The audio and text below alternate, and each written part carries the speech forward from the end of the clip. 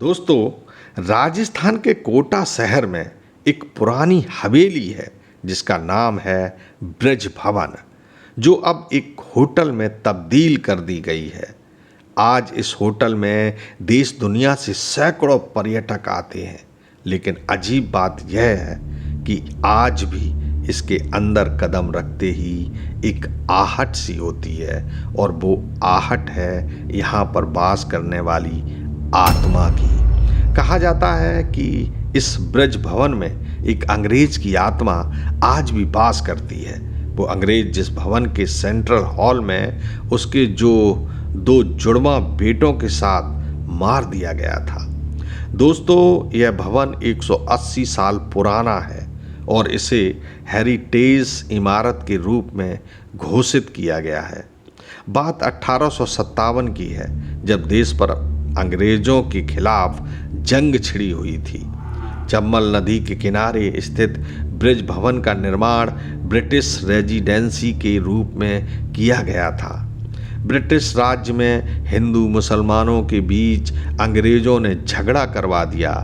इस वजह से दोनों धर्मों के बीच जंग छिड़ गई। बाद में जब आम जनता को अंग्रेजों की चाल समझ में आई, तब दोनों समुदाय के बीच एकजुट हुए और एक मजबूत संगठन का निर्माण किया। तभी 1857 में अफवाह फैल गई कि भारतीय सिपाहियों को दी जाने वाली बंदूकों की गोलियों को बनाने में पोर्क और बीफ का इस्तेमाल किया जाता है।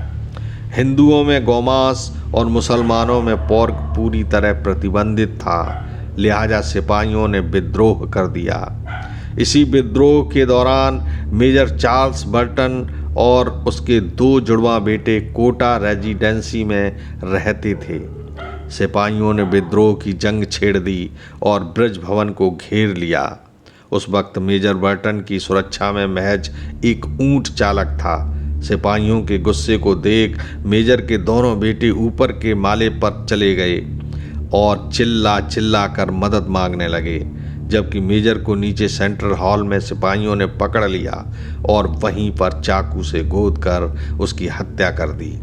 पिता की मौत को देख दोनों बेटे ऊपर की ओर भागे और अंत में जब उन्हें कुछ नहीं मिला तो छत से कूद गए। ऊंचाई से गिरने के तुरंत बाद उन दोनों को भी मार डाला गया।